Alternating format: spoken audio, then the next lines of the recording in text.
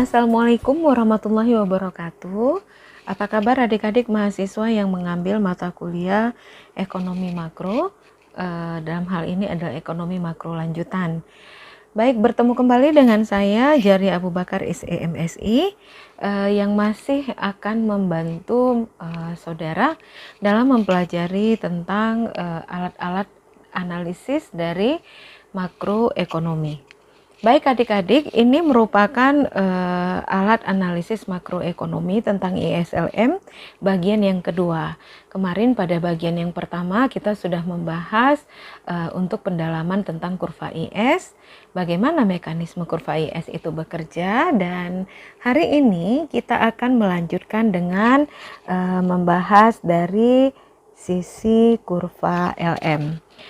Baik adik-adik mahasiswa yang berbahagia, kita langsung mulai saja melihat untuk alat analisis makroekonomi ini, dan kita akan melanjutkan dengan membahas tentang kurva LM. Baik, kita lihat ini adalah pembahasan untuk kurva LM. Nah, kalau kemarin kita sudah membahas tentang kesimpulan mengenai kurva IS, maka sekarang kita lihat dulu bagaimana pula dengan kesimpulan mengenai kurva LM. Nah, kesimpulan mengenai kurva LM ini ya didapat dari teori preferensi likuiditas atau theory of liquidity preference, di mana teori preferensi likuiditas ini menyatakan bahwa tingkat bunga yang lebih tinggi akan menurunkan jumlah uang real yang diminta, karena R adalah biaya oportunitas dalam kondisi memegang uang, atau R adalah biaya oportunitas ketika memegang uang. Nah, dari hal itu maka ada beberapa kesimpulan yang bisa diambil, yaitu yang pertama, menurut teori preferensi likuiditas, orang membutuhkan uang karena 3 alasan, yaitu untuk tujuan transaksi, berjaga-jaga, dan juga untuk tujuan spekulatif. Dan yang kedua, permintaan uang untuk tujuan transaksi dan berjaga-jaga dikategorikan sebagai uang aktif atau L1. Sedangkan permintaan uang untuk tujuan spekulatif itu dikategorikan sebagai uang tidak aktif atau uang beku, yaitu L2.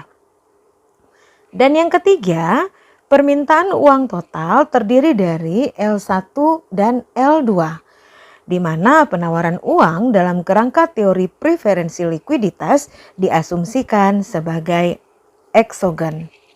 Nah, penawaran dan permintaan keseimbangan uang real itu akan menentukan besar kecilnya tingkat bunga. Pada tingkat bunga ekuilibrium, jumlah keseimbangan uang yang diminta akan sama dengan jumlah yang ditawarkan. Nah, berikut kita bisa lihat melalui kurva berikut. Nah,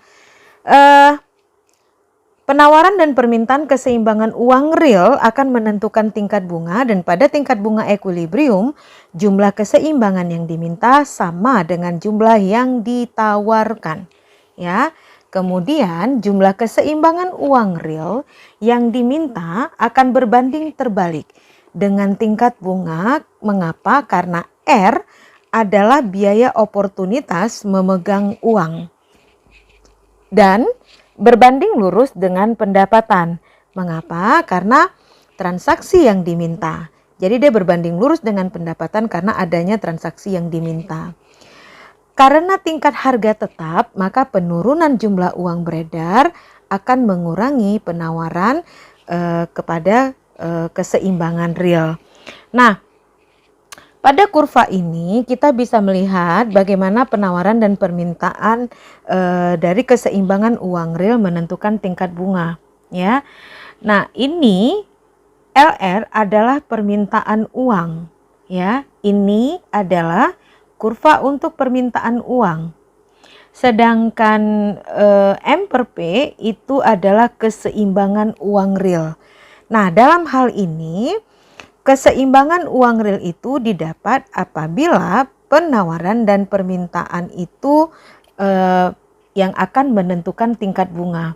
Nah, kalau ini adalah permintaan dan ini adalah penawaran, maka titik ini merupakan titik keseimbangan dari uang real, di mana penawaran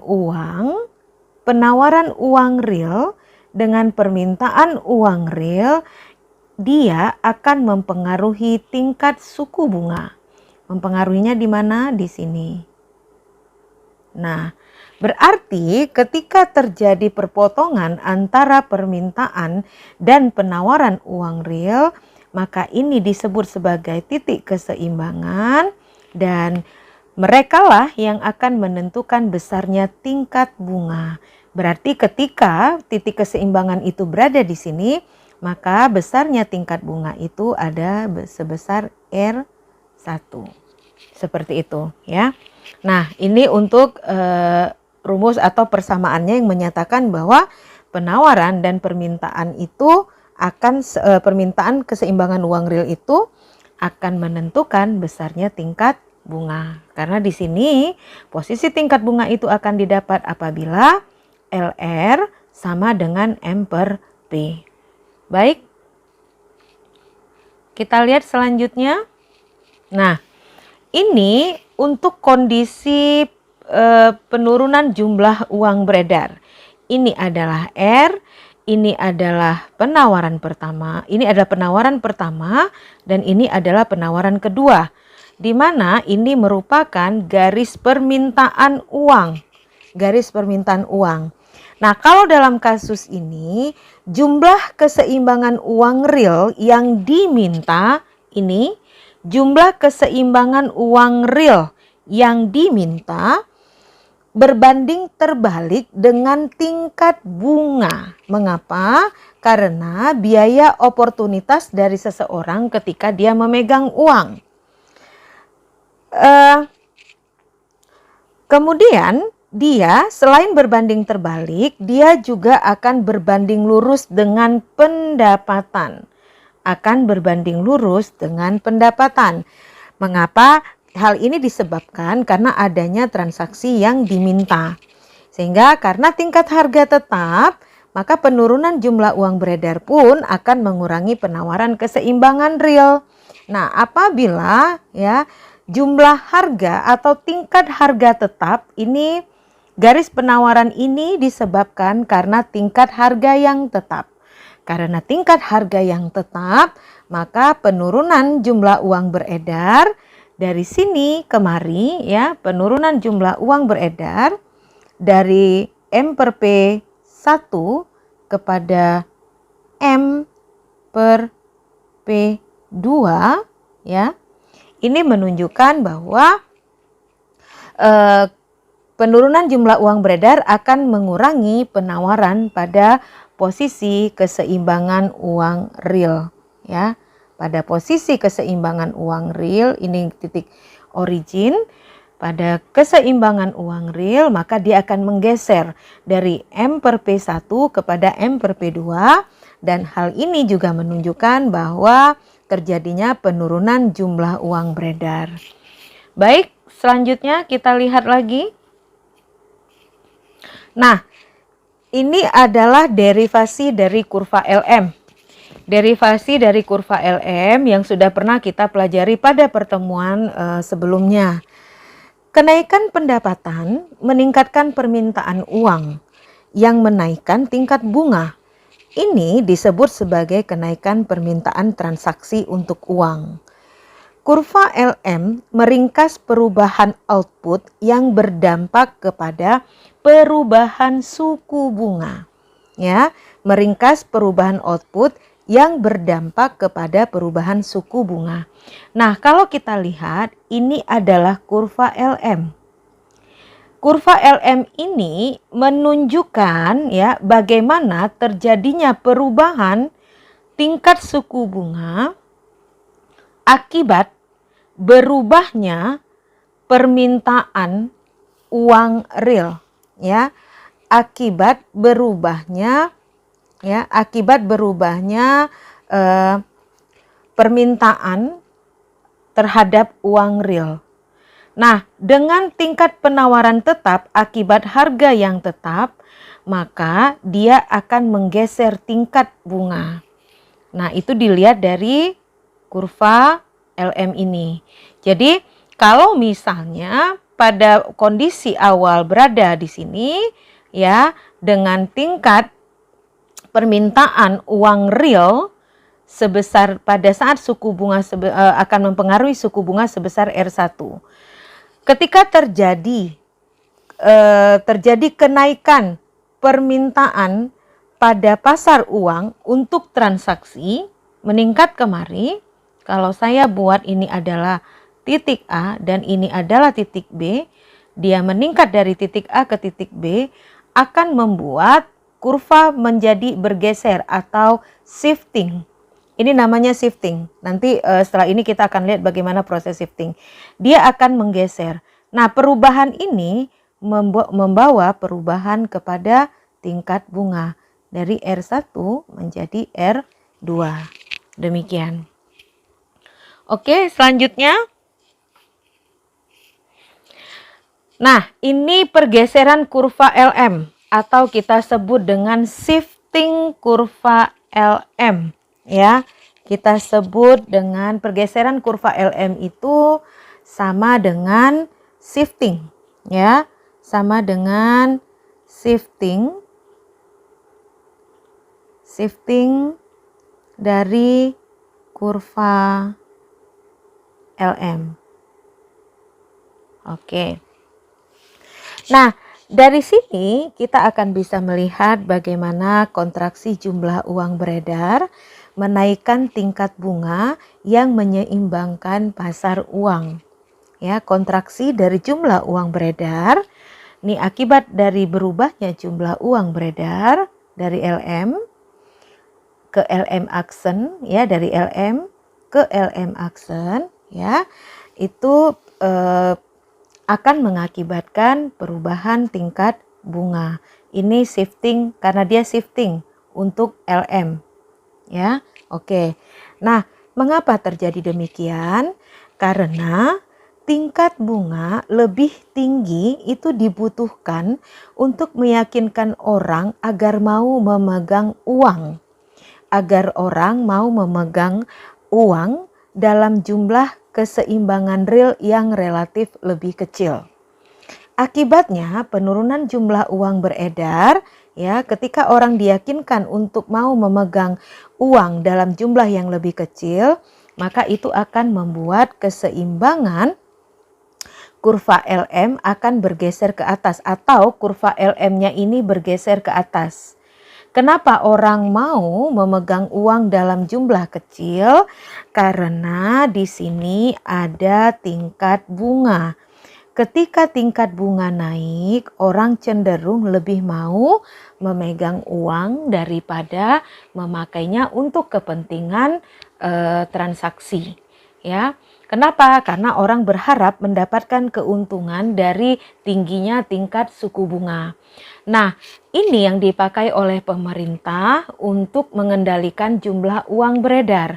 Jika jumlah uang beredar itu terlalu tinggi, maka salah satu kebijakan dari instrumen kebijakan moneter yaitu dengan menaikkan tingkat suku bunga. Ketika tingkat suku bunga naik, secara logika orang lebih mau melakukan saving daripada melakukan konsumsi. Nah, ketika orang lebih memilih saving, maka orang tidak lagi memegang uang. Makanya di sana dikatakan bahwa ketika tingkat bunga lebih tinggi itu dilakukan karena dibutuhkan situasi untuk meyakinkan orang agar mau memegang jumlah uang dalam kondisi keseimbangan real yang lebih kecil. Jadi orang lebih mau memegang uang dalam jumlah yang lebih kecil. Nah, ketika orang bersedia memegang uang dalam jumlah yang lebih kecil, maka kurva LM akan bergeser ke atas. Inilah yang disebut dengan shifting. Itulah yang disebut sebagai shifting. Oke, lanjut. Sekarang kita lihat bagaimana analisis kebijakan dari kurva ISLM tersebut. ini adalah kurva IS dan LM yang derivasinya digabungkan dalam satu kurva. Ya, ini hanya untuk menggambarkan saja bahwa keseimbangan kurva ISLM itu atau keseimbangan dari pasar uang dan juga pasar barang baik ditinjau dari sisi IS maupun ditinjau dari sisi LM, tetap keseimbangannya berada pada posisi yang sama, ya. Nah, dalam kebijakan fiskal, instrumen yang dipakai adalah dengan cara membatasi G, TX, dan T saja. Membatasi G, TX, dan T saja. Untuk dapat melihat bagaimana kebijakan fiskal bekerja, maka kita bisa melihat dari gambar ini. Target yang ingin dicapai adalah meningkatkan kebijaksanaan pendapatan nasional dari sebesar OY menjadi sebesar OYF. Ini kita lihat pada kurva keseimbangan. Salah satu contoh, di sini kita asumsikan bahwa yang dipakai hanya dibatasi pada G, T, dan TX saja. Nah, ketika pemerintah ingin menargetkan untuk meningkatkan pendapatan nasional sebesar dari OY0 menjadi OYF. Ya, dalam hal ini meningkat dari OY0 menjadi OYF. Nah, kalau itu yang diinginkan oleh pemerintah, maka dalam gambar ini kita bisa melihat bahwa kuadran ISLM ini merupakan kuadran yang berada di tengah. Kuadran ISLM yang kita pakai adalah yang ini, bukan yang ini, bukan yang ini, bukan yang ini, dan juga bukan yang ini. Tetapi yang kita ambil adalah kondisi keseimbangan yang di tengahnya. Ya, sudah ada IS, sudah ada LM. Nah, untuk meningkatkan pendapatan nasional dari OY0 kepada OYF ini, maka kurva IS akan bergeser dari IS0 menjadi ISF. Kurva ini akan bergeser dari IS0 menjadi ISF.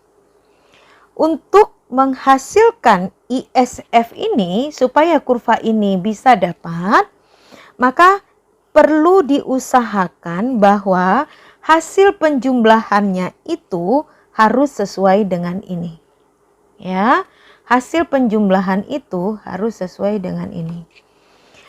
Sehingga dengan fungsi permintaan investasi dan fungsi saving yang ada di dalam perekonomian, maka dia akan menghasilkan fungsi IS yang ini. Nah, jadi IS itu bergeser dari IS0 kepada ISF, bergeser kemari, ya. Itu merupakan hasil penjumlahan dari investasi, pengeluaran pemerintah, dan konsumsi yang dibagi atas transfer dana pemerintah dengan pajak. Ya, dibagi dengan seperti ini.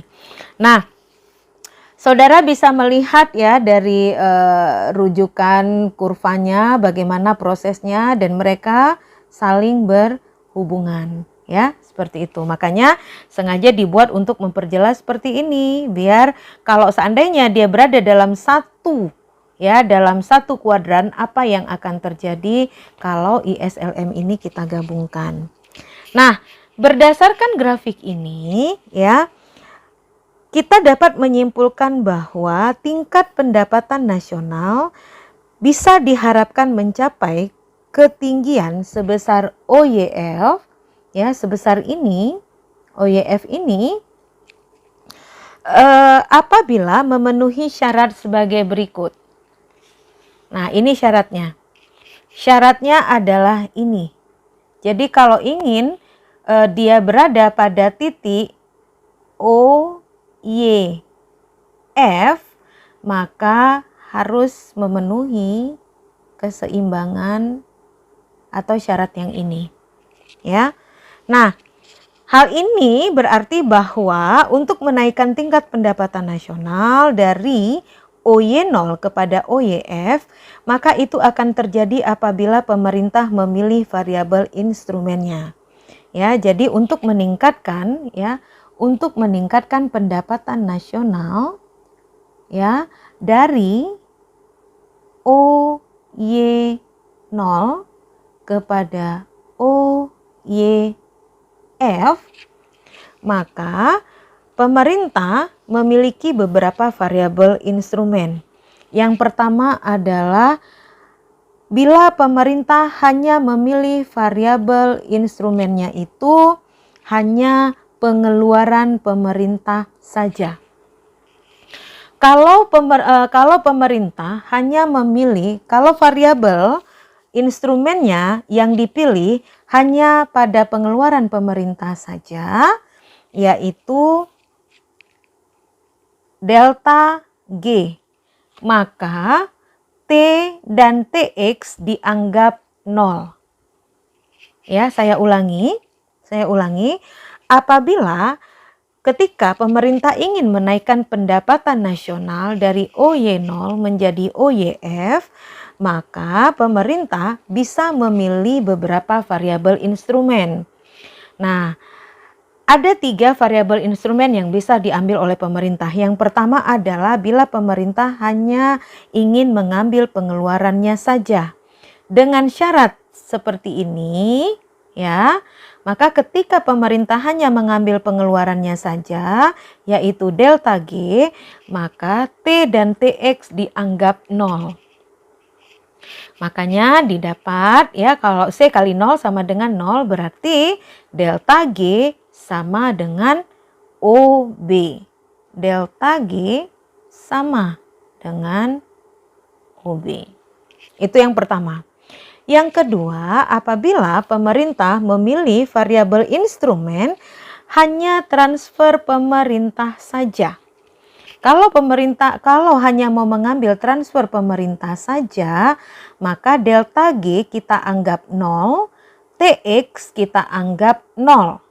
Maka dia dapatnya 0 ditambah C dikali T dikurang 0 karena TX-nya sama dengan 0. Sama dengan OB. Maka C dikali delta T sama dengan OB. Delta T sama dengan OB per C. Apabila hanya ingin memakai variabel instrumen transfer pemerintah saja untuk melihat bagaimana perubahan dari atau kenaikan pendapatan yang diterima itu kalau seandainya berasal dari transfer pemerintah saja. Makanya dia di sini dibuat delta T. Delta T itu untuk melihat perubahan. Jadi kalau ingin melihat perubahan dalam meningkatkan pendapatan nasional dari OY0 kepada OYF, kalau variabelnya yang dipakai hanya transfer pemerintah saja. Nah, selanjutnya, kalau dia yang dilihat hanya variabel instrumen pajak saja, ya.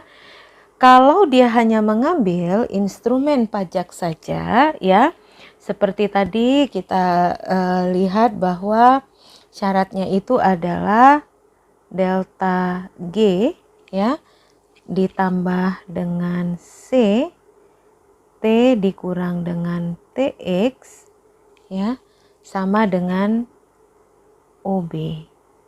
Nah, sekarang kalau instrumen yang dipakai hanya pajak saja, maka pajak perlu diperbesar. Dilihat dari pajak itu artinya pajaknya yang harus diperbesar dengan cara ini, ya, dengan melalui persamaan ini. Kita lihat karena kita hanya merujuk kepada pajak saja, maka otomatis delta G dan transfer pemerintahnya ini kita anggap sama dengan 0. Ya, sama dengan 0, maka dapatnya delta TX adalah min OB bagi dengan C. Ya, seperti itu. Nah, Keynes berpendapat bahwa sistem laissez-faire murni tidak bisa dipertahankan pada tingkatan makro. Pemerintah harus secara aktif dan sadar mengendalikan perekonomian ke arah posisi full employment. Sebab mekanisme otomatis ke arah posisi tersebut tidak bisa diandalkan secara otomatis. Menurutnya, situasi makro suatu perekonomian itu sangat ditentukan oleh apa yang terjadi dengan permintaan agregat masyarakat apabila permintaan agregat melebihi penawaran agregat atau melebihi dari output yang dihasilkan dalam periode tersebut. Maka akan terjadi situasi kekurangan produksi. Sehingga pada periode berikutnya output akan naik atau harga akan naik atau keduanya terjadi secara bersamaan. Artinya baik output maupun harga keduanya akan mengalami kenaikan secara bersamaan. Nah, selanjutnya inti dari kebijakan makro Keynes adalah bagaimana pemerintah bisa mempengaruhi permintaan agregat, sehingga dengan demikian mampu pula mempengaruhi situasi makro. Mengapa hal ini diharapkan? Agar apabila permintaan agregat dipengaruhi, maka diharapkan bisa mendekati posisi full employment. Apa yang dimaksud dengan permintaan agregat? Permintaan agregat adalah seluruh jumlah uang yang dibelanjakan oleh seluruh lapisan masyarakat untuk membeli barang dan jasa dalam kurun waktu 1 tahun. Nah, itu yang dimaksud sebagai permintaan agregat. Barang dan jasa diartikan sebagai barang dan jasa yang diproduksi dalam tahun tersebut. Baik barang bekas ataupun barang yang diproduksikan tahun-tahun sebelumnya atau barang yang tidak diproduksi seperti tanah, tenaga kerja, dan faktor produksi lainnya tidak termasuk dalam pengertian barang dan jasa yang dimaksudkan di sini. Nah, jadi barang dan jasa sebagai barang dan jasa yang diproduksi dalam satu kurun waktu tertentu atau di dalam tahun tersebut. Saya ulangi, barang dan jasa itu diartikan sebagai barang dan jasa yang diproduksi dalam tahun tersebut. Nah, tetapi untuk barang bekas atau barang yang diproduksi tahun-tahun sebelumnya atau barang yang tidak diproduksi seperti tanah, tenaga kerja, dan faktor produksi lainnya yang tidak termasuk atau faktor produksi lainnya tidak termasuk dalam pengertian barang dan jasa yang dimaksud dalam pengertian barang dan jasa ini. Gitu ya. Jadi barang dan jasa yang dimaksud di sini hanya barang dan jasa yang benar-benar dihasilkan pada tahun tersebut. Yang benar-benar dihasilkan, ya. Kalau tanah kan tidak dihasilkan, tanah memang sudah ada. Kalau barang bekas itu punya periode tahun lalu. Atau barang-barang yang telah diproduksi tahun lalu tapi dijual sekarang, itu juga enggak masuk. Karena itu sudah masuk perhitungan ke tahun yang lalu. Jadi barang dan jasa yang dimaksud itu adalah barang dan jasa yang benar-benar dihasilkan pada tahun yang bersangkutan atau tahun tersebut. Baik, dalam perekonomian tertutup, permintaan agregat itu terdiri dari 3 unsur, yaitu pengeluaran konsumsi oleh rumah tangga atau C, kemudian pengeluaran investasi oleh perusahaan atau I, dan yang ketiga pengeluaran pemerintah atau G. Pemerintah bisa saja mempengaruhi permintaan agregat secara langsung melalui pengeluaran pemerintah dan secara tidak langsung terhadap pengeluaran konsumsi dan pengeluaran investasi. Nah, hal itu bisa kita lihat dari persamaan ini. Ya. Nah, dari persamaan ini kita bisa lihat bahwa pemerintah bisa saja ya mempengaruhi permintaan agregat secara langsung melalui pengeluarannya dan juga bisa mempengaruhi secara tidak langsung terhadap pengeluaran konsumsi dan juga pengeluaran investasi. Oke. Nah, untuk pengeluaran konsumsi menurut Keynes dapat ditunjukkan ya melalui persamaan berikut. Jadi, pengeluaran konsumsi rumah tangga pada umumnya kita pakai dengan simbol C. Ini untuk pengeluaran konsumsi rumah tangga. Konsumsi rumah tangga. Hubungan antara konsumsi dengan pendapatan nasional itu ditunjukkan oleh fungsi konsumsi Keynes ini. C sama dengan CO ditambah CYD. Ya, CYD. Nah, CO ditambah CY ditambah TR dikurang dengan TA. Sama dengan CO ditambah C dikali TR menjadi CTR. Ya, C dikali Y sama dengan CY dikali TA, maka kita bisa sederhanakan menjadi C1 ditambah T sama dikali Y, ya. Nah, jadi ini adalah fungsi konsumsi Keynes ya dari persamaan berikut ini. Di mana CO menunjukkan besarnya konsumsi otonom. Nih, CO adalah konsumsi otonom, ya. CO adalah konsumsi otonom, di mana konsumsi otonom ini menunjukkan besarnya marginal propensity to consume. Ya, jadi CO atau konsumsi otonom ini menunjukkan besarnya marginal propensity to consume. Apa yang dimaksud dengan MPC? Yaitu rasio antara besarnya perubahan konsumsi dengan besarnya perubahan pendapatan disposable yang mengakibatkan adanya perubahan konsumsi. Ya, saya ulangi. MPC adalah rasio antara besarnya perubahan konsumsi dengan besarnya perubahan pendapatan disposable yang mengakibatkan adanya perubahan konsumsi. Nah, YD bukan CYD ya. YD itu sama dengan disposable income, atau kita kenal dengan istilah pendapatan disposable. Apa yang dimaksud dengan disposable income? Disposable income adalah pendapatan yang siap untuk dibelanjakan, yaitu pendapatan ditambah dengan transfer dan dikurangi dengan pajak. Ya, saya ulangi, disposable income adalah pendapatan yang siap untuk dibelanjakan, yaitu pendapatan ditambah dengan transfer dan dikurangi dengan pajak. Nah, sedangkan TR adalah transfer. TR adalah transfer. Nah, sedangkan TA merupakan pajak. TA adalah pajak.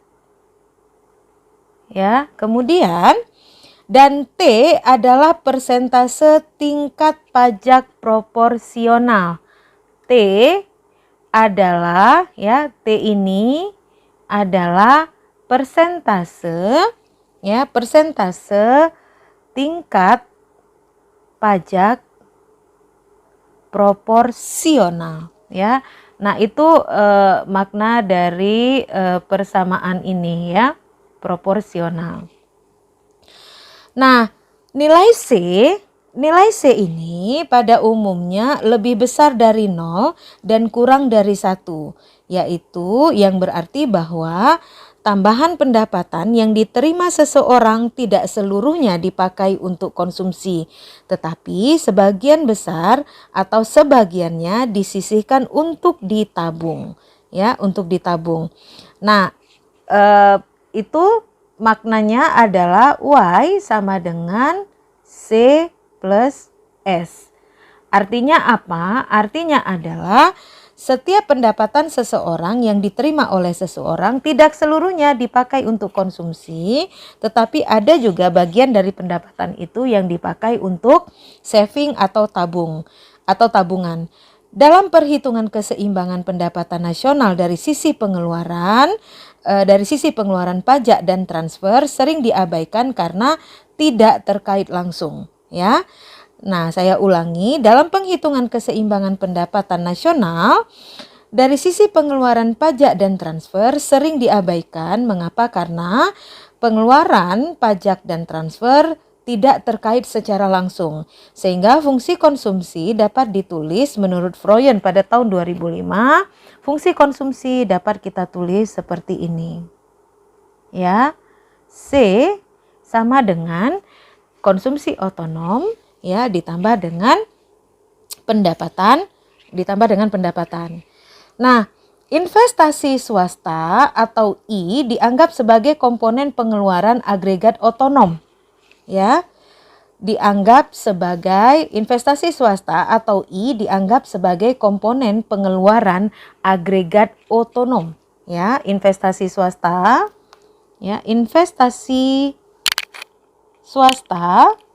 ya. Swasta dalam hal ini adalah I, yang tadi ada 3 unsur tadi tuh. Salah satunya adalah investasi, ya. Dianggap sebagai komponen pengeluaran agregat otonom. Mengapa? Karena pendapatan nasional bukan merupakan faktor penting sebagai penentu keputusan investasi. Dalam hal ini, menurut Keynes, penentu investasi adalah suku bunga dan ekspektasi masa depan. Selain itu, para ekonom juga sepakat bahwa kemajuan teknologi juga sebagai salah satu faktor penentu investasi. Fungsi investasi negatif terhadap tingkat bunga artinya apabila tingkat bunga naik, maka investasi akan berkurang, dan apabila tingkat bunga rendah, maka investasi akan meningkat. Investasi juga dipengaruhi terhadap ekspektasi masa depan, yaitu apabila masa depan diyakini akan lebih baik, maka investasi akan meningkat. Dan sebaliknya akan menurun jika masa depan diyakini akan memburuk. Nah, itu biasanya untuk orang-orang yang melakukan spekulasi, ya. Ketika orang berpikir bahwa waduh, kalau kayaknya ke depan prospeknya bagus nih. Nah, makanya orang ramai-ramai untuk berinvest pada salah satu produk misalnya. Nah, ini biasanya contohnya ada pada asuransi. Ya, asuransi atau pada saham atau pada obligasi. Ketika dilihat bahwa kemungkinan saham ini akan semakin terus berkembang, maka orang rame-rame berinvestasi pada saham. Tapi begitu dilihat, waduh kayaknya perusahaan ini bakal turun nih. Nah, maka orang tidak mau lagi untuk melakukan investasi pada perusahaan tersebut. Atau contoh lain pada emas.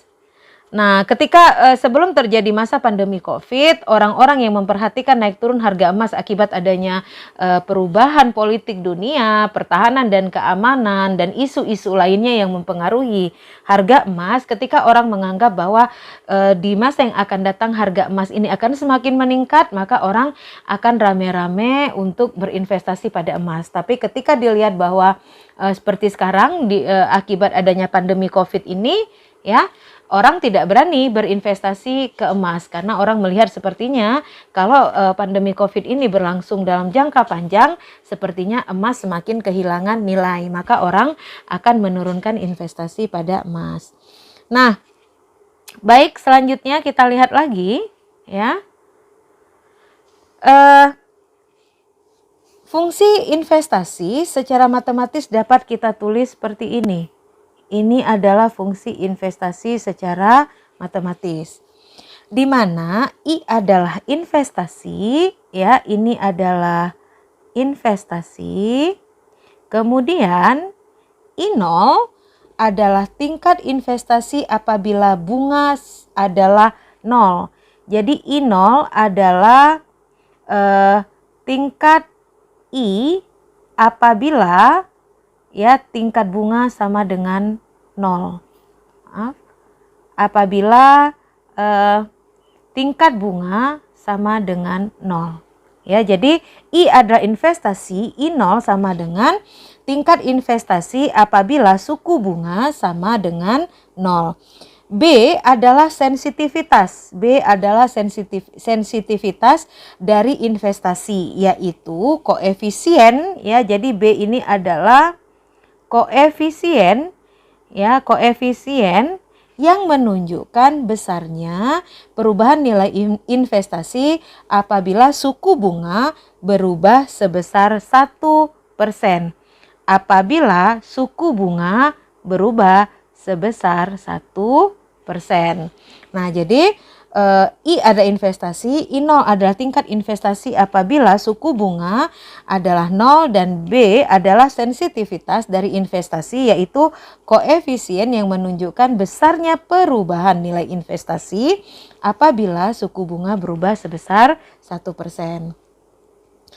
Pengeluaran pemerintah dianggap sebagai komponen pengeluaran agregat yang otonom atau GO.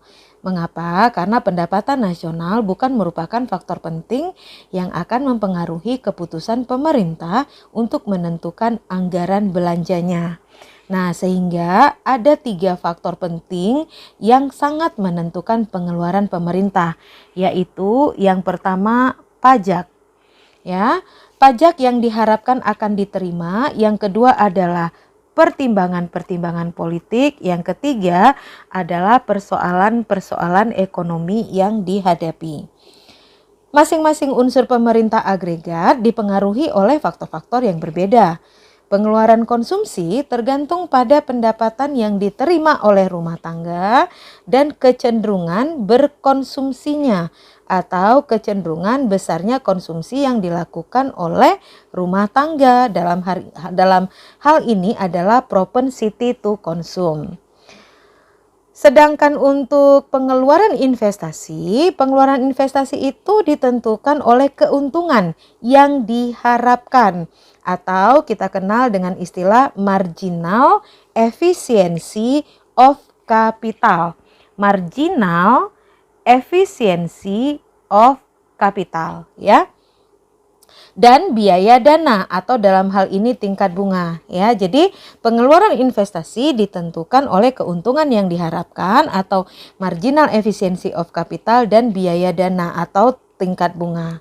Nah, pengeluaran pemerintah ditentukan oleh proses politik yang kompleks dan dalam teori makro dia dianggap sebagai faktor eksogen, ya.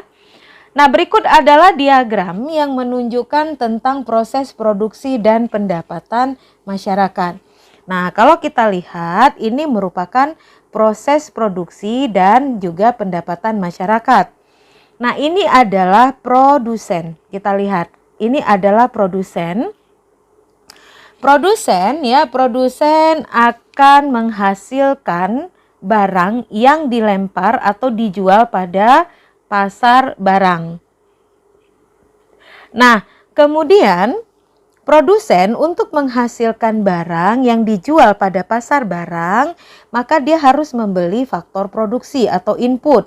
Nah, dia akan membuat perencanaan untuk membeli faktor-faktor produksi. Nah, ketika dia sudah melakukan perencanaan dan sudah tahu apa yang akan dia produksi, ya, ketika produsen sudah melakukan perencanaan dan mengetahui apa yang akan dia produksi, maka dia akan mulai melakukan proses produksi. Akibat adanya proses produksi, maka itu akan menghasilkan penghasilan bagi rumah tangga. Mengapa menghasilkan penghasilan bagi rumah tangga? Karena yang melakukan proses produksi itu adalah rumah tangga. Ingat ya, rumah tangga itu pemilik faktor produksi. Rumah tangga pemilik faktor produksi atau input. Ada tenaga kerja, ada modal, ada kapital, ya kan? Kemudian ada teknologi, kemudian ada informasi, apalagi ada sumber daya alam. Nah, jadi proses produksi membutuhkan input. Nah, kenapa penghasilan akibat ada proses produksi? Karena ada penghasilan rumah tangga, karena rumah tangga memegang faktor input. Nah, ketika ketika rumah tangga mendapatkan penghasilan, maka penghasilan itu tidak semuanya ditabung dan tidak semuanya dibelanjakan. Tetapi pendapatan ini dipakai sebagian untuk konsumsi, sebagian lagi dipakai untuk ditabung. Nah, itu. Nah, ini kalau proses produksi yang hubungannya dengan rumah tangga. Ketika proses produksi ini berjalan, berarti proses produksi ini menghasilkan barang dan jasa, maka dialah yang akan memenuhi untuk kebutuhan supply barang dan jasa. Untuk supply barang dan jasa atau Q atau kuantitas barang, banyaknya barang yang dihasilkan atau yang diminta atau yang ditawarkan, apakah itu berbentuk agregat supply, itu akan dijual pada pasar barang. Nah, jadi produsen selain melakukan proses produksi, dia kenapa garis ini dibuat putus-putus? Dibuat putus-putus karena produsen ketika melakukan proses produksi untuk mensuplai barang dan jasa yang akan dijual pada pasar barang, produsen akan melakukan riset pasar. Dia akan melihat dulu bagaimana situasi pasar, apa yang diinginkan oleh pasar, bagaimana kalau barang itu dijual di pasar, akankah ada permintaan di pasar gitu. Nah, jadi makanya ini dibuat dengan garis putus-putus. Tujuannya adalah bukan produsen langsung menjual barangnya di pasar, tetapi produsen melakukan proses produksi. Ketika dia menjual barang di pasar, dia juga akan mengikut sertakan yang namanya riset pasar. Riset pasar itu yaitu untuk melihat bagaimana situasi pasar, ya. Oke, baik. Nah, ini adalah kesimpulan yang bisa kita ambil ya dari kemarin ketika kita membahas tentang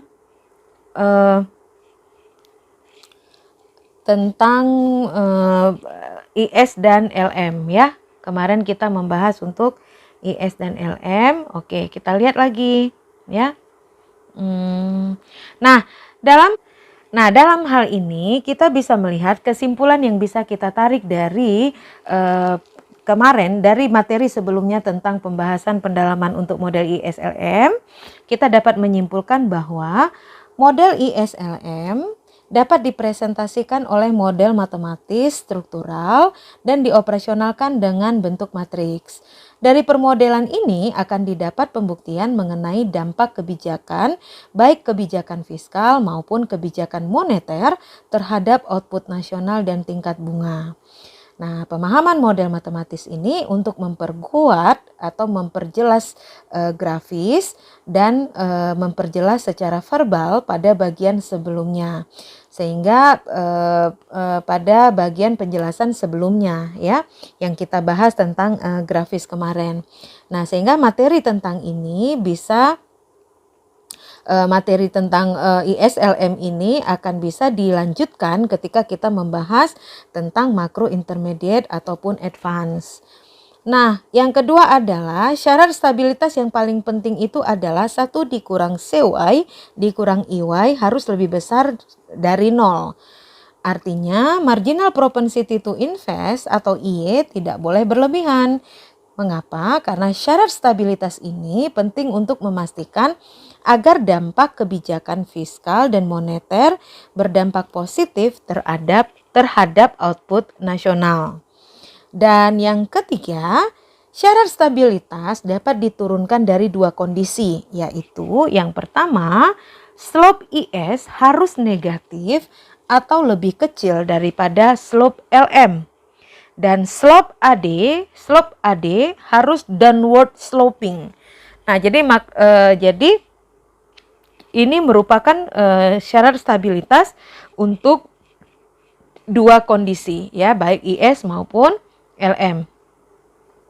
Yang keempat, kurva IS merupakan perpaduan antara suku bunga dan tingkat pendapatan di mana kondisi pasar barang dalam keadaan equilibrium. Yang kelima, kurva IS miring secara negatif atau downward sloping karena kenaikan suku bunga akan mengurangi pengeluaran investasi yang direncanakan. Sehingga hal ini akan menyebabkan berkurangnya permintaan agregat dan selanjutnya menurunkan tingkat pendapatan ekuilibrium. Yang keenam, semakin kecil multiplier dan semakin kurang sensitifnya pengeluaran investasi terhadap perubahan suku bunga, kurva IS akan semakin curam. Dan yang ketujuh, kurva IS akan bergeser oleh adanya perubahan pengeluaran otonom, di mana perubahan pengeluaran otonom itu termasuk kenaikan pengeluaran pemerintah atau penurunan pajak yang akan menggeser kurva IS ke arah kanan. Nah, yang kedelapan, kurva LM merupakan perpaduan antara suku bunga dan tingkat pendapatan di mana kondisi pasar uang dalam keadaan ekuilibrium. Kurva LM miring secara positif atau upward sloping karena kenaikan output akan meningkatkan permintaan terhadap uang sehingga akan meningkatkan suku bunga. Dan yang terakhir, kurva LM akan bergeser oleh adanya perubahan dalam uang beredar ataupun kebijakan moneter, di mana kenaikan pengeluaran otonom termasuk pengeluaran pemerintah atau pajak akan menggeser kurva LM ke kanan. Nah, itu adalah kesimpulan yang bisa kita ambil dari materi yang lalu alat analisis makroekonomi pendalaman kurva ISLM dari bagian 1 dengan bagian 2. Kita dapat menyimpulkan 10 poin yang tadi sudah kita lihat. Baik adik-adik mahasiswa yang berbahagia, seperti kita ketahui bahwa memang ilmu ekonomi itu kan bisa dijelaskan, seperti tadi sudah disampaikan juga bahwa ilmu ekonomi itu bisa dijelaskan dengan 3 cara, yaitu secara teoritis, kemudian bisa dijabarkan dengan grafis, dan juga bisa dijabarkan dengan memakai matematik atau secara matematis. Nah, berikut saya akan memberikan contoh ya, bagaimana kalau bukan contoh tapi ini adalah bagaimana caranya menentukan keseimbangan ISLM itu secara matematis atau secara aljabar. Nah, kalau keseimbangan ISLM tadi kita sudah lihat melalui grafik atau kurva, di mana kita bisa menurunkan menderivasi kurva IS, kemudian kita juga bisa menderivasi kurva LM. Nah, sekarang kita akan melihat bagaimana penentuan keseimbangan ISLM secara aljabar. Nah, seperti yang saya sampaikan tadi bahwa di samping dengan cara grafik, keseimbangan perekonomian yang dicapai dapat pula diterangkan dengan menggunakan pendekatan aljabar. Nah, untuk tujuan tersebut kita harus melihat dulu beberapa permisalan mengenai ciri-ciri penentu dari perbelanjaan agregat, permintaan uang dan penawaran uang. Nah, adapun permisalan-permisalan itu adalah dalam analisis keseimbangan ISLM dengan menggunakan aljabar akan digunakan permisalan berikut. Yang pertama, permisalan ini bisa jadi kita anggap sebagai asumsi ya. Perekonomian dibagi kepada 3 sektor, yaitu rumah tangga, perusahaan, dan pemerintah. Dalam perekonomian seperti ini, formula perbelanjaan agregatnya kita anggap adalah AE sama dengan C sama dengan I sama dengan G. AE sama dengan C ditambah I ditambah G. Bukan sama dengan ya, maaf. AE dalam hal ini adalah perbelanjaan agregat adalah AE sama dengan C ditambah I ditambah dengan G.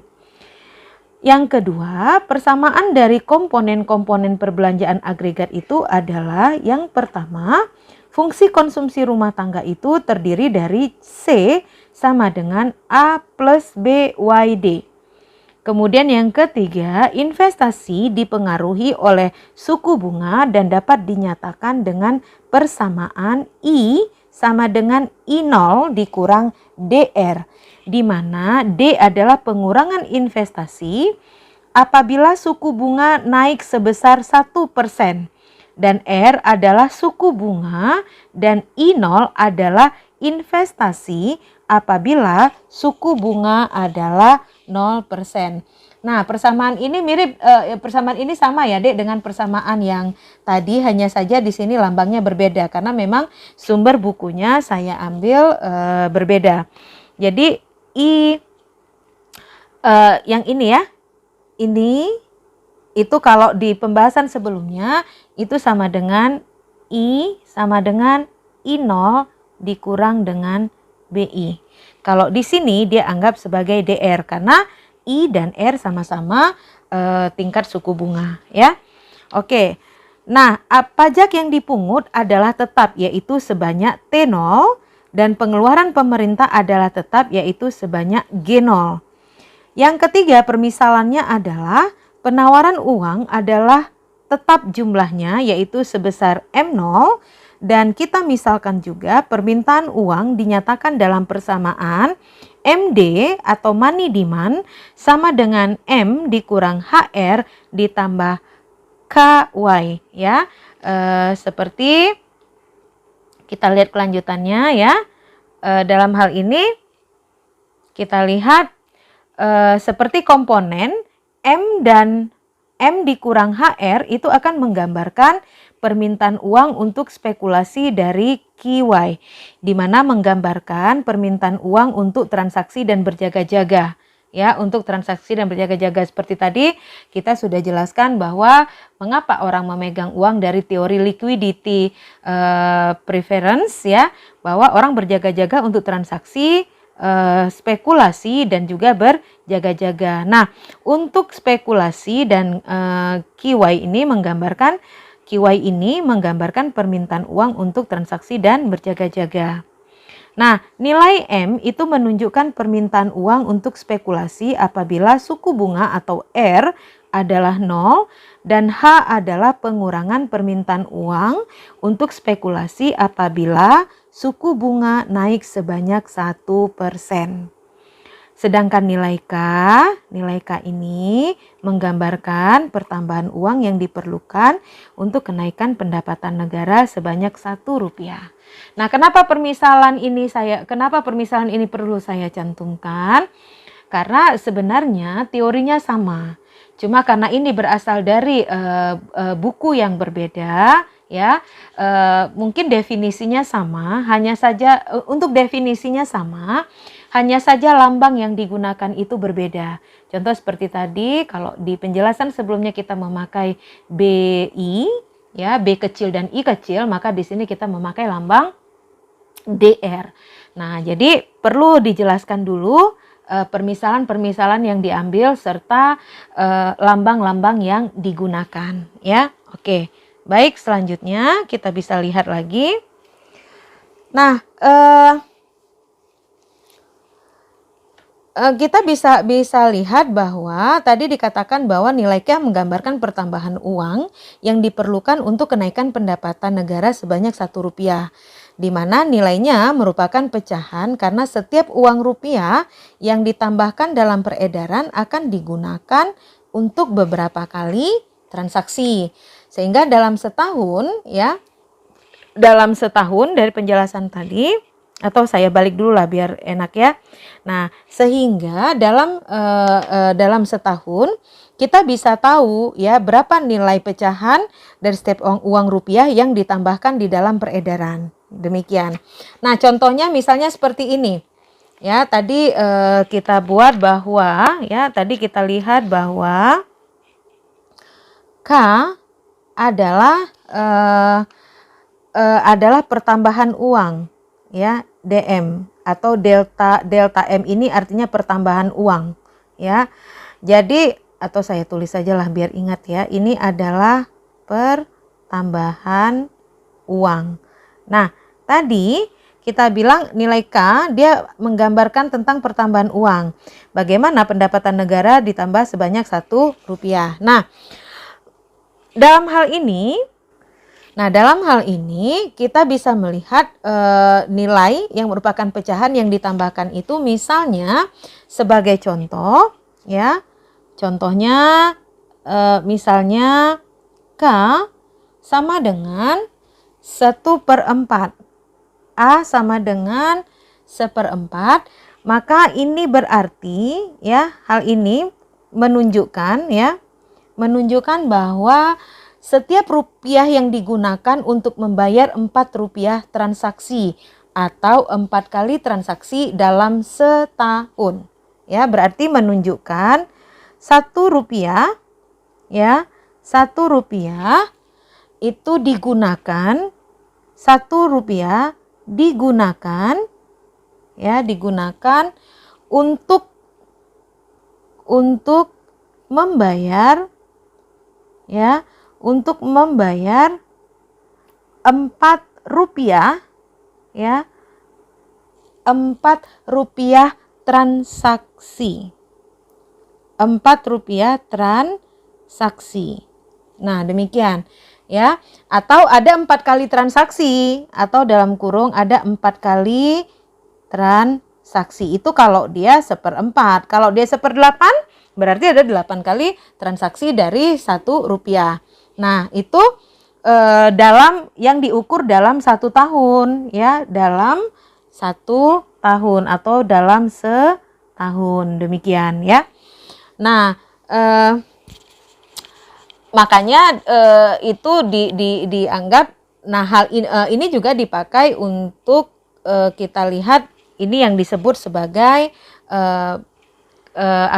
kelajuan dari peredaran uang atau pertumbuhan dari jumlah uang yang beredar gitu ya. Oke, next kita lihat ini adalah penentuan keseimbangan ya. Nah, dalam menentukan keadaan keseimbangan secara matematik ada 3 langkah penentuan yang harus kita buat terlebih dahulu, yaitu yang pertama menentukan persamaan IS, kemudian menentukan persamaan LM, dan menentukan persamaan keseimbangan dalam perekonomian. Nah, untuk melihat keseimbangan yang pertama, yaitu keseimbangan di pasar barang atau persamaan kurva IS, kita lihat bahwa pasaran barang itu akan mencapai keseimbangan apabila pendapatan nasional sama dengan permintaan agregat. Ini pendapatan nasional ya. Ini adalah pendapatan nasional, ini adalah permintaan agregat. Nah, sehingga kita bisa membuat permisalan di atas itu dengan menyatakan melalui persamaan seperti ini. Y sama dengan C plus I plus G, Y sama dengan A plus BYD, ditambah I0 dikurang DR ditambah G. Kenapa seperti ini? Kan sebelumnya sudah kita buat sebagai permisalan. Ya, ini adalah nilai C. Ini adalah nilai C. Ini adalah nilai I. Dan ini adalah nilai G. Nah, dimasukkan dia ke dalam persamaan. Sehingga Y sama dengan A plus BY dikurang T0 ditambah I0 dikurang DR ditambah G0. Begitu seterusnya sampai akhirnya kita dapat R-nya adalah sebesar ini ya. Ini adalah nilai R-nya. Dan ini disebut sebagai persamaan 1. Oke, disebut sebagai persamaan 1. Oke, selanjutnya kalau tadi udah lihat di keseimbangan pasar barang atau IS, sekarang kita lihat keseimbangan di pasar uang. Nah, untuk mencapai keseimbangan pasar uang, penawaran uang sama dengan permintaan uang. Nah, berdasarkan permisalan itu kita bisa buat MS sama dengan MD, maka M0 sama dengan M dikurang HR ditambah QY. Nah, sehingga kita dapat untuk R-nya sebesar ini. Ini adalah R-nya yang dibuat atau diturunkan dari sisi kurva LM. Nah, ini dianggap sebagai persamaan kedua. Nah, kemudian langkah yang ketiga adalah bagaimana melihat atau membuat persamaan pada keseimbangan perekonomian. Ini dia. keseimbangan pasar barang dan pasar uang, di mana keseimbangan kegiatan perekonomian akan dicapai apabila pada suku bunga dan pendapatan negara tertentu, pasar uang dan pasar barang secara serentak mencapai keseimbangannya. Sehingga pada keadaan ini persamaan 1 dengan persamaan 2 digabungkan sehingga kita dapat seperti ini. Nah, ya. Oke, nah setelah kita gabungkan persamaan 1 dan persamaan 2, maka kita dapat menyederhanakan persamaan itu dengan misalkan nilai A dikurang BT0 ditambah I0 ditambah G0 sama dengan A, maka ini ya bisa kita buat permisalahannya dalam bentuk seperti ini. Kemudian bisa disederhanakan lagi seperti ini ya. Bisa dilihat dan nanti dipelajari bagaimana dia menurunkan ya. Ini kan sama dengan dipisahkan ya Dek. A per D dikurang 1 kurang BY per D. Ini kan merupakan hukum perkalian atau hukum penjumlahan dari bilangan pecahan. Kaidah kali ya, bukan hukum kaidah. Nah sama juga dengan ini M dikurang M0 per H ditambah ya. Ditambah dengan KY per H. Ya, demikian seterusnya sehingga persamaan ini dapat dinyatakan sebagai berikut. Nah, setelah diturunkan ya, kita lihat bagaimana proses penurunannya seperti ini ya. Maka dia didapat seperti ini ya. Diperhatiin cara menurunkannya H ya. HD sama dengan DKY ditambah H dikurang 1 dikurang B dikali dengan Y ya. Ini sama dengan kali silang ya. Kali silang. Oke. Baik, selanjutnya kita lihat lagi. Ya. Nah, dengan menyederhanakan lagi bagian kiri persamaan itu, maka akan diperoleh HA per HD dikurang DM dikali M0 per HD juga. HD sama-sama penyebutnya sudah sama ya. HD sama dengan Y DK ditambah H 1 dikurang B atau HA dikurang DM dikali M0 sama dengan Y DK ditambah H 1 dikurang B ya.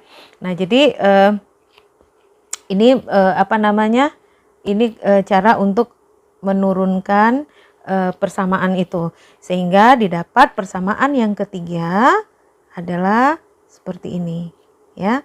Ini adalah persamaan yang ketiga. Setelah diturunkan dan disederhanakan dapat persamaan ketiga ya. Oke, kita lihat selanjutnya. Nah, jadi itu tadi persamaan 3, seterusnya perlu pula kita nanti dari persamaan itu untuk seterusnya maka akan ditentukan suku bunga yang berlaku pada keseimbangan pendapatan nasionalnya. Sehingga dalam menentukan persamaan untuk menghitung suku bunga, misalkan pendapatan nasional pada keseimbangan seperti yang ditentukan oleh persamaan 3 ya, seperti yang ditentukan oleh persamaan 3 ini adalah ya, jadi dalam menentukan persamaan untuk menghitung suku bunga misalkan pendapatan nasional pada keseimbangan seperti yang ditentukan oleh persamaan 3 adalah kalau misalnya ini adalah YC ya, kalau misalnya ini adalah kita misalkan kalau ini kita misalkan adalah YC ya, maka dengan menggantikan nilai Y di dalam persamaan 2, tadi, maka persamaan untuk menentukan suku bunga pada keseimbangan dapat diperoleh sebagai berikut. Nah, makanya dia dapat diperoleh seperti ini. Ya, ini dia YC-nya, ya. Oke. Nah, sekarang itu adalah contoh dari penurunannya, ya. Itu adalah contoh dari penurunannya. Dan kalau kita bisa menjabarkan atau memakai dengan contoh angka, kita bisa memakai dengan penghitungan melalui contoh angka. Nah, kalau seandainya persamaan matematik itu yang udah diturunkan di atas itu kita hitung dengan pendapatan nasional dan suku bunga pada keseimbangan akan kelihatan sangat kompleks.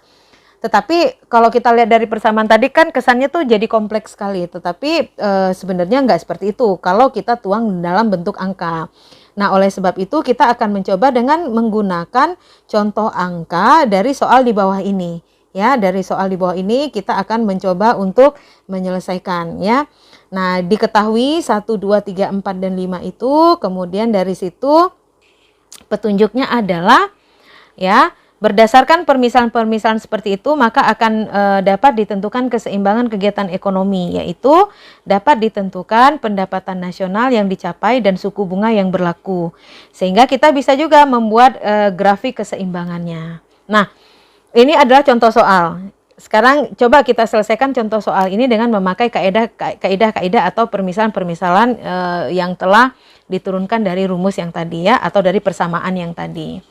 Baik, kita coba selesaikan. Baik, nah kita sudah punya lembar bentangnya. Nah, sekarang lihat misalnya ya, kita lihat dulu misalnya seperti ini. Dari soal tadi ya, dari soal tadi kita bisa lihat misalnya diketahui ya, diketahui C sama dengan 70 ditambah 0,75Y atau YD ya. Kemudian kita tahu bahwa besarnya I ya, I-nya adalah I sama dengan 140 dikurang dengan 10R. Kemudian untuk G-nya dari soal tadi, G sama dengan 80. Ini untuk yang pertama ya. Kita selesaikan dulu untuk yang pertama. Yang pertama adalah untuk persamaan ya. Untuk persamaan dari kurva IS ya, dari kurva IS. Nah, untuk persamaan dari kurva IS ini ya, dalam pasar barang kan keseimbangan itu dicapai ya.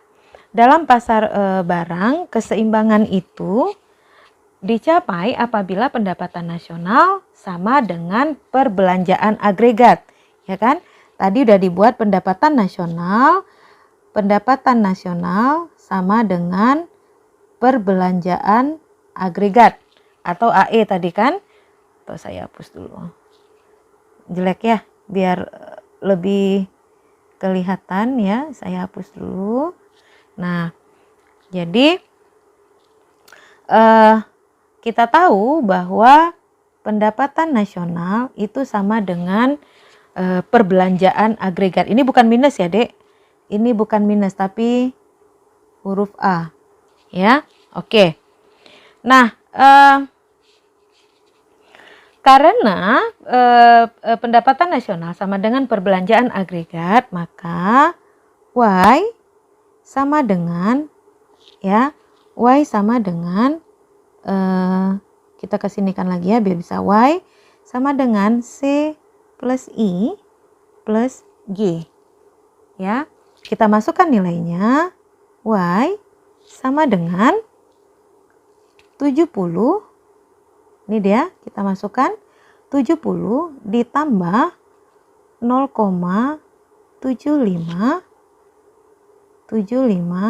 YD ya, ditambah masukkan nilai I-nya 140 ya, dikurang 10R ya, ini nilai I ditambah dengan nilai G ditambah 80 ya, ditambah 80. Oke, selanjutnya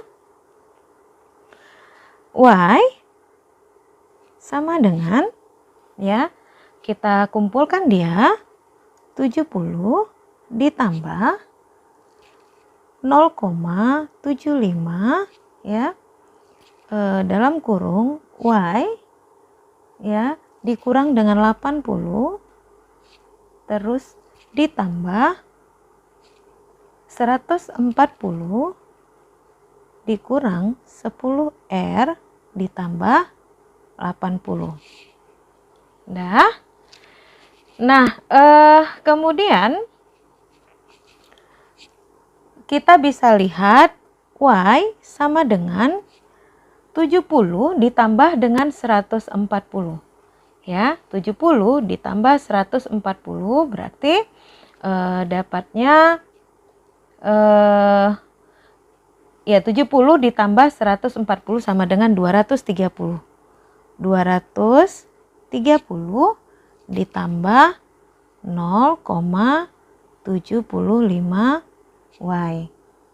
Ya, dikurang dengan 10 R. Ya, kenapa? Ini min 80 ditambah plus 80 kan sama dengan 0. Ya, min 80 ditambah 80 sama dengan 0. Makanya dia jadi hilang, jadinya 0,75 Y dikurang dengan 10 R. Kita pindah dia yang sama-sama dengan Y, maka ya Y dikurang dengan ya positif ke sebelah sama dengan menjadi negatif ya. Positif ke sebelah sama dengan menjadi negatif. Y dikurang 0,75Y sama dengan 230 dikurang 10R. Ya. Y dikurang 0,75Y, sebenarnya di samping Y ini ada angka 1, berarti sama dengan 0,1 dikurang 75 ya, karena Y ini sama dengan 1. Sebenarnya di samping Y ini ada angka 1, tetapi tidak dimasukkan atau tidak dibuat, karena sama aja Y ya. 0,25 sama dengan 0,25Y, maaf, ya kita hapus lagi, oke. 0,25Y sama dengan 230 dikurang dengan 10R. Ya. Nah, berarti Y sama dengan 230 dikurang 10R dibagi 0,25. Maka Y sama dengan 920 ya dikurang dengan 40R. Nah, ini adalah persamaan kita anggap sebagai persamaan ke-5 ya. Karena tadi udah ada kan 1, 2, 3, tadi udah sampai persamaan 4 yang di contoh persamaan tadi. Nah, ini kita anggap sebagai persamaan ke-5 karena kan sambungannya ini untuk bukti di dalam angka. Nah, atau ya, sekarang yang kedua. Kita buat untuk yang kedua. Yang kedua itu adalah untuk persamaan dari kurva LM ya. Persamaan dari kurva LM. Oke. Nah,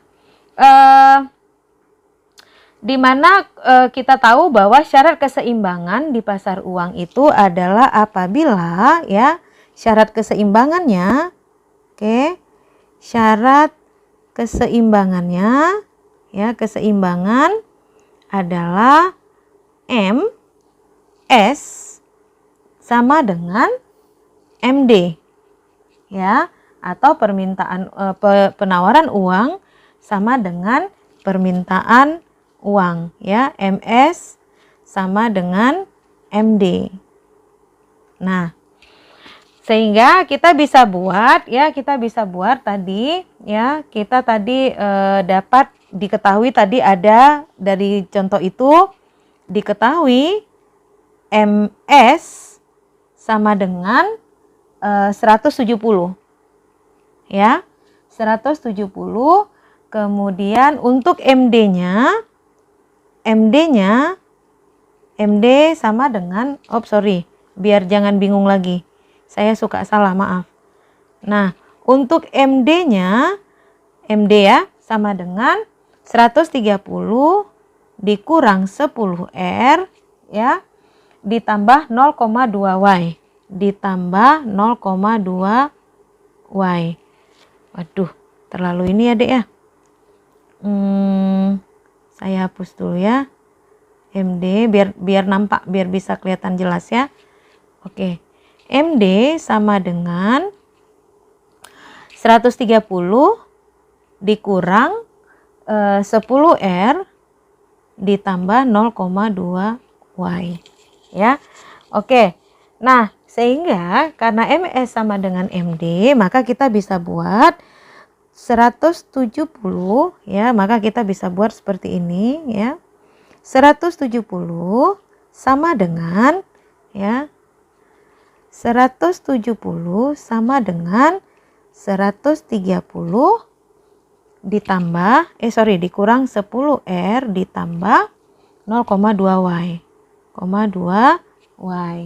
Atau kita bisa buat juga ya 0,2 Y sama seperti tadi, 0,2 Y sama dengan 40 ditambah 10R. Mengapa? 40 170 dikurang 130 ya. Oke, sehingga kita bisa dapat nilai Y-nya sama dengan 40 ditambah 10R dibagi 0,2. Maka nilai Y-nya sama dengan 200 ditambah 50R. Nah, ini adalah persamaan ke-6. Ya, itu adalah untuk persamaan ke-6. Untuk selanjutnya, kita akan lihat yang ketiga. Yang ketiga itu adalah keseimbangan. Yang ketiga itu adalah keseimbangan ya. Keseimbangan dari IS dan LM-nya. IS dan LM. Nah, dalam keseimbangan IS-LM ini ya, saya kasih tahu dulu bahwa kurva IS berpotongan dengan kurva LM. Ya kan, kurva IS akan berpotongan dengan kurva LM.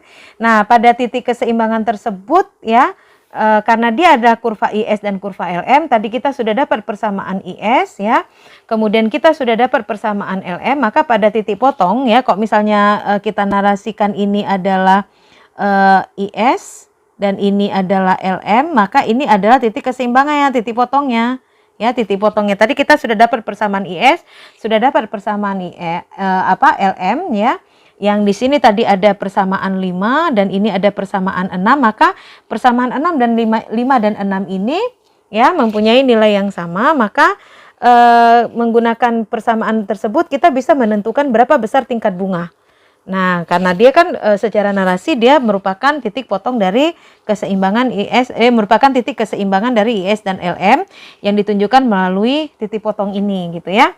Itu hanya narasi saja, berarti kita bisa buat ya, persamaan 5 dengan persamaan 6. Oke, kita gabungkan di sini. Persamaan 5 sama dengan persamaan 6. Tadi persamaan 5 kita adalah 920 ya. 920 dikurang dengan 40R sama dengan 200 ditambah dengan 50R ya, persamaan 6 tadi. Nah, maka R sama R bisa kita gabung menjadi 90R sama dengan 720 ya. 920 kurang 200 sama dengan 720. Nah, R sama dengan 720 dibagi 90. R berarti dapatnya adalah 8. Nah, berarti tingkat bunganya adalah 8, ya kan? Nah, perhitungan yang ini itu menunjukkan bahwa suku bunga pada saat secara serentak di pasar uang dan pasar barang akan mencapai keseimbangan, yaitu ISLM ini akan berpotongan pada tingkat bunga 8 atau tingkat bunga 8%. Ya. Nah, sekarang bagaimana untuk menentukan tingkat pendapatan nasional pada keseimbangan? kita bisa menggunakan salah satu persamaan tadi. Apakah memakai fungsi IS yang persamaan 5 atau kita memakai fungsi LM dari persamaan 6. Nah, tapi pada prinsipnya kedua persamaan itu akan menghasilkan nilai dan pendapatan nasional yang sama. Jadi mau pakai persamaan 5 boleh, persamaan 6 boleh gitu ya. Nah, jadi kita bisa membuat pendapatan nasional pada keseimbangan itu seperti ini. Kita lihat ya. Coba kita masukkan dalam persamaan IS. Ya, kita tahu tadi kita lihat dulu dengan persamaan IS ya, melalui persamaan IS. Kita tahu persamaan IS adalah Y sama dengan 920 dikurang dengan 40 R. Kita sudah dapat tadi di mana nilai R itu kan sama dengan 8 ya. Kita sudah dapat nilai R sama dengan 8. Oke. Untuk selanjutnya ya, untuk selanjutnya kita masukkan nilainya. Kita masukkan nilainya di mana Y sama dengan 920 40 dikali 8, maka nilai Y sama dengan 600.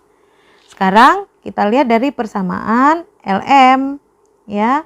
Dari persamaan LM kita bisa lihat Y sama dengan 200 ditambah dengan 50 R. Maka Y sama dengan 200 ditambah 50 dikali 8. Y sama dengan hasilnya 600 juga. Nah, benar kan? Jadi untuk melihat tingkat pendapatan nasional pada keseimbangan, kita bisa memasukkan nilai R ini, mau pakai persamaan IS boleh, mau pakai persamaan LM boleh, terbukti kan nilainya sama. Sama-sama nilai mereka adalah 600. Ya kan? Jadi boleh dimasukkan ke dalam salah satu persamaan tersebut gitu ya. Nah, sekarang kita bisa melihat bagaimana keseimbangan ISLM ini dalam bentuk angka tadi. Maka sebenarnya merupakan satu kebaikan yang penting ketika kita melakukan analisis ISLM dengan menggunakan penghitungan secara angka seperti yang sudah kita buat tadi. Kenapa? Karena itu dapat menggambarkan keadaan keseimbangan ya, keadaan keseimbangan ini nih, keadaan keseimbangan ya dari IS dan LM tersebut ya, dengan menggunakan permisalan-permisalan yang digunakan dan juga nilai suku bunga dan pendapatan nasional yang bisa kita hitung.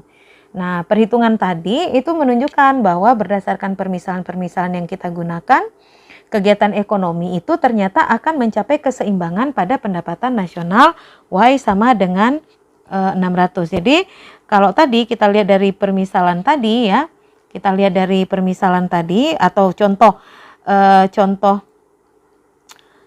yang sudah dibuat, kita bisa mengatakan bahwa ya pendapatan nasional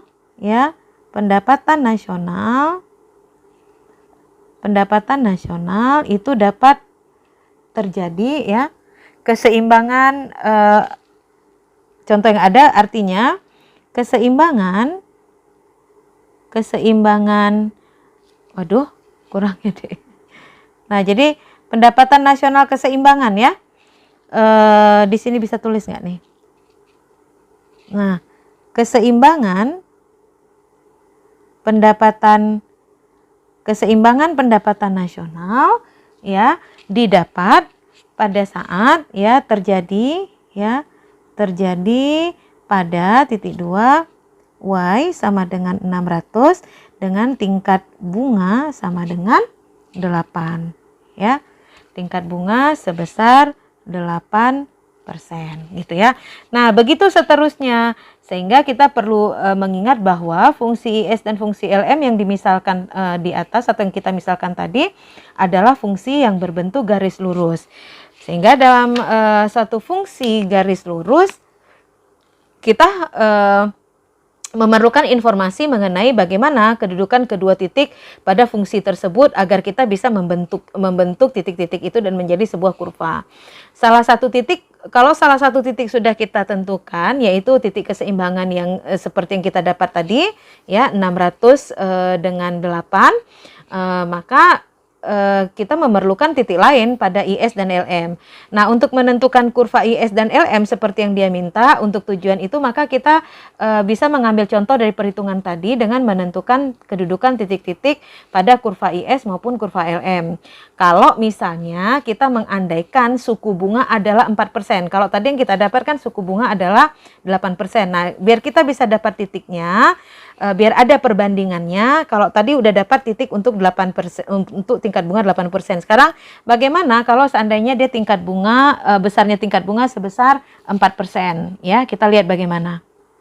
Nah, kalau misalnya kita mau mencari titik itu dengan kita misalkan, ya,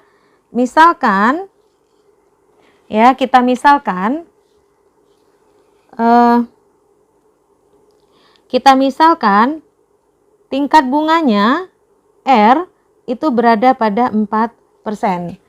Nah, sehingga kita bisa buat, ya, kita bisa buat yang pertama, ya, kita bisa buat pada kurva IS, ya, yang pertama pada kurva IS, ya, pada kurva IS kita bisa mencari kurva IS-nya kita jadikan sebagai titik A, ya. Pada titik A itu kita bisa buat pada titik A itu, ya, apabila R sama dengan 4%, ya, maka kalau R sama dengan 4%, maka Y, ya, Y yang sesuai dengan tingkat bunga ini pada kurva IS adalah, kan kita udah dapat tadi, maka Y-nya adalah, kita tahu Y 920, ya, dikurang dengan 40 R. Nah, karena tadi R-nya 4%, maka kita bisa buat Y sama dengan 920 dikurang dengan 40 dikali dengan 4 sama dengan 760. Nah, udah dapat kita, udah ada nilai R-nya, ya, R-nya sama dengan 4%, ya, di mana nilai R sama dengan 4%. Kalau tadi kan R-nya 8%. Ketika R 8%, maka kita dapat pendapatan 600. Ini sekarang kalau seandainya R-nya 4%. Maka pendapatannya sebesar 760. Yang kedua, kalau kita pakai dari titik pada untuk kurva LM-nya. Maaf, ya. Nah, sekarang kita lihat untuk kurva LM-nya. Kalau pada kurva LM, ya, kita akan membuat titik B. Ya, pada kurva LM kita akan buat titik B, maka bila R sama dengan 4%, ya, R sama dengan 4%, maka Y-nya kita tahu Y dari LM tadi kan adalah Y sama dengan 200 ditambah dengan 50 R, ya, 50 R. Nah, maka Y yang sesuai dengan suku bunga kalau diketahui tadi R-nya sama dengan 4%, maka Y yang sesuai dengan tingkat suku bunga itu pada kurva LM adalah Y sama dengan 200 ditambah 50 dikali dengan dikali dengan 4, ya. Dikali dengan 4. Maka kita bisa dapat Y sama dengan 400. Nah, jadi kita sudah dapat lagi titiknya. Y sama dengan 400, R-nya sama dengan 4. Nah, jadi kita bisa buat kurvanya. Sekarang kita buat kurvanya. Ini adalah kurvanya. Oke. Ini adalah untuk suku bunga. Ini adalah untuk suku bunga atau saya buat dengan R. Dan ini adalah untuk pendapatan nasional. atau saya buat dengan Y. Y ya, ini adalah R, ini adalah Y, ini adalah titik origin. Ya kan? Nah, kita tahu tadi nilai Y-nya ada 400 ya. Kita tahu nilai Y-nya ada kok misalnya ini kita anggap sampai 1000 ya, berarti kalau 500 lebih kurang di sini. Berarti kalau 600-nya di sini ya, ini adalah 600. Kemudian mungkin di sini kita anggap sebagai 760 Y-nya tadi. Kemudian di sini kita anggap 400 ya. Kemudian tadi kita punya 2 buah tingkat suku bunga, ya kan? Kita punya 2 tingkat suku bunga tadi, R ya. Ini udah hilang R-nya. Oke, saya buat R. Ada 4. Saya misalkan di sini 4, maka di sini misalnya 8. Nah, ketika tingkat suku bunga keseimbangan tadi kan adalah 600 dengan 8. Ya kan? Kalau saya tarik garis hijau deh. Tadi ada 600 dengan 8. Ini dia. Kemudian 4, kalau dari kurva IS-nya itu 4 dengan 400, titik B. 4 dengan 400. Ini merupakan titik B. Kalau nanti garisnya enggak sama, anggap sama aja ya, karena kita tidak memakai kertas grafik yang memang benar ukurannya gitu ya. Kemudian 4 dengan 760. Ini adalah titik A. Nah, sehingga kita bisa gambarkan kurvanya. Ini adalah, anggap lurus, bismillah. Iya. Ini adalah kurva LM. Dan saya ambil contoh ini. Ini adalah kurva IS-nya. Nah, ini ya, ini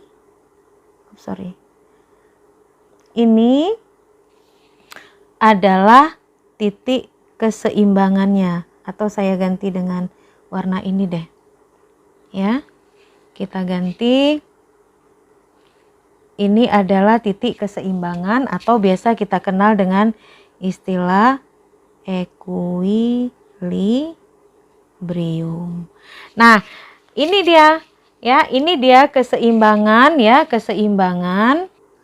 Nah, ini dia yang menjadi tadi titik keseimbangannya ya, hilang tadi, maaf.